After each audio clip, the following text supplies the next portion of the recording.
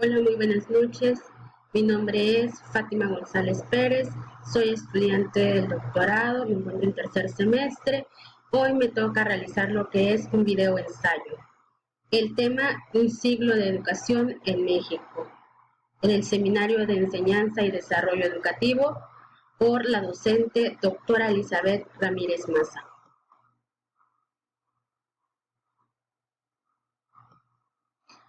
En cuanto a lo que vamos a hablar es a través de la historia, de qué manera nuestro sistema educativo ha ido avanzando o ha ido retrocediendo al ir copiando patrones de a nivel internacional, que tanto los hechos históricos han marcado esta gran pauta para que nuestra educación se encuentre como está actualmente. Sin embargo, aún hay ciertas constantes que permean en este desarrollo de nuestro sistema educativo, en el cual todavía tenemos algunas ideologías, filosofías o algunas corrientes en cuanto a los planes empleados y la forma del desarrollo de la enseñanza educativa.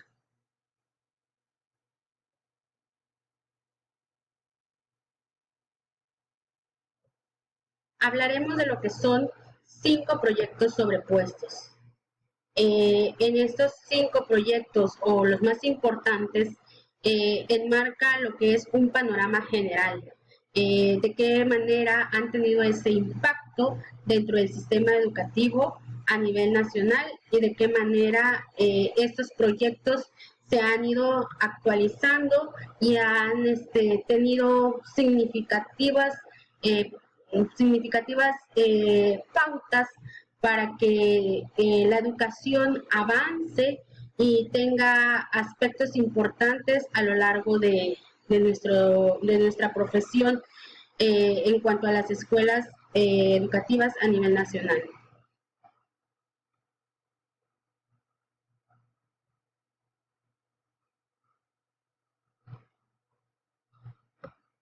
Los 5 proyectos que vamos a enmarcar es el proyecto vasconcelista, el proyecto socialista, el proyecto de unidad nacional, el proyecto técnico y el proyecto modernizador.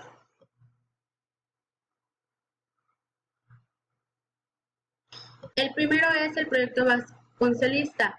Este enmarca a partir de 1921 y como su nombre lo dice, estuvo a cargo del licenciado José Vasconcelos, quien fue el primer secretario de Educación. Además, fundó la Secretaría de Educación Pública que actualmente tenemos y estuvo como titular hasta 1924.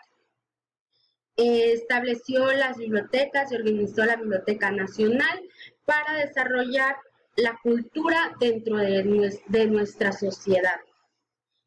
Apoyó las obras de los primeros muralistas, como fue Diego Rivera, entre otros. Además de impulsar la educación popular, estableciendo escuelas rurales con el fin de unificar al país por medio de la educación. Estableció la enseñanza de las humanidades en las universidades, esto generando una gran controversia al hacer impacto dentro de la política en la que se estaba generando. José Vasconcelos ha sido uno de los principales figuras que ha resaltado en nuestro sistema educativo. A lo largo de ha enmarcado un sinfín de actividades que se han desarrollado dentro de esta etapa.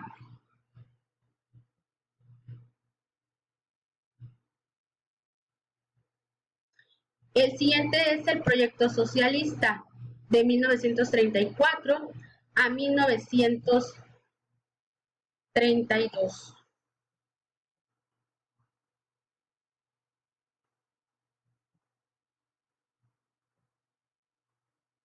Tuvo sus antecedentes más remotos en la educación positivista.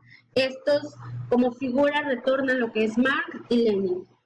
Surge a partir del triunfo de la Unión Soviética, así como la necesidad de llevar una reforma agraria, esta apoyando los derechos industriales y laborales de las distintas empresas o industrias valga la redundancia, que se encontraban en ese momento aplastadas con sus derechos. Esta educación socialista enmarcaba una educación igualitaria, es decir, que no existiera diferencias en clases sociales para tener acceso a una educación. En el proyecto de unidad nacional, este abarca la de 1940 a 1958. En este proyecto se impulsa a una educación urbana en la que no se resuelven los problemas de la educación rural, pero tampoco de los indígenas, los sistemas marginados. Son quienes más se encuentran vulnerables. En este se designa como secretario de Educación al licenciado Jaime Torres Bodet, quien logra aprobar el artículo 3º, eliminando el término socialista, que recordemos que enmarca no solo al clero, sino que la iglesia no tenga gran aprobación dentro del sistema educativo. Le resta cierta parte en lo que es las escuelas públicas, pero manteniendo un margen con las escuelas privadas. Mete lo que son los principios humanista, integral, el laico, el nacionalista y el democrático. Realiza campañas de alfabetización, que son las que alcanza a alfabetizar a muchas personas para que puedan acceder a una educación. Se forman comisiones para renovar planes y programas de estudio, además de establecer al Instituto Federal de Capacitación para el Magisterio, en el que se crea la enseñanza técnica para poder dar acceso a mayor tecnología, además de favorecer a lo que es al magisterio como un sindicato nacionalista, creando lo que es a la CENTE.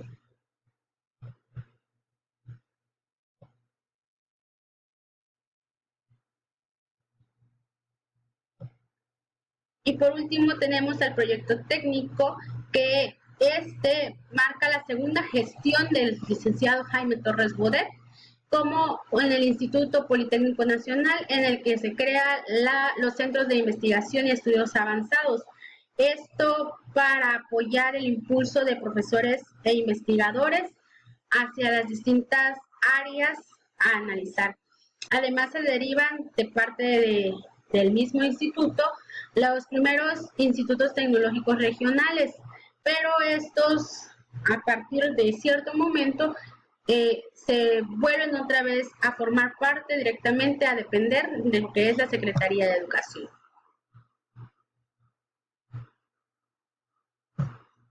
El proyecto modernizador. Este proyecto aparece en el sexenio exmernista. Sus ejes fundamentales continúan 2 sexenios y se redefine en el gobierno salinista. La reforma educativa impulsa la universalización de la enseñanza primaria, es decir, una educación para todos. Actualmente hay ciertos criterios que aún los tenemos dentro de nuestro sistema educativo. Además de impulsar a la primaria para que todos los niños puedan culminar en la federalización. A la educación se le asignan 2 grandes objetivos sociales. El primero, transformar la economía y la organización social. ¿Y para qué? Para crear alumnos capaces de enfrentar situaciones delante de una sociedad o problemas, creando una equidad de oportunidades, siendo algo más justo de acuerdo a las condiciones o características de los alumnos. Además, esperando desarrollar en estos niños la capacidad de análisis, de un pensamiento crítico, inferencias lógicas y deducciones, para que se encuentren preparados a algo más productivo dentro de una sociedad. Las reformas de los planes y programas de estudio se ajustan a 5 criterios. Dentro de estos 5 criterios tenemos el carácter permanente de la educación a lo largo de la vida, el desarrollo de la actitud científica, la conciencia histórica y la relatividad del conocimiento como condición para adaptarse al cambio y preparación para una convivencia tolerante. Esto haciendo énfasis en el aprendizaje activo, es decir, aprender a aprender, introduciendo nuevos modelos educativos en el medio superior y superior e impulsando y diversificando la enseñanza tecnológica. Es de esta manera en la que nos encontramos en el proyecto modernizador. Sus orientaciones plasman al Acuerdo Nacional para la Modernización de la Educación Básica y referencias en la educación de la Ley General.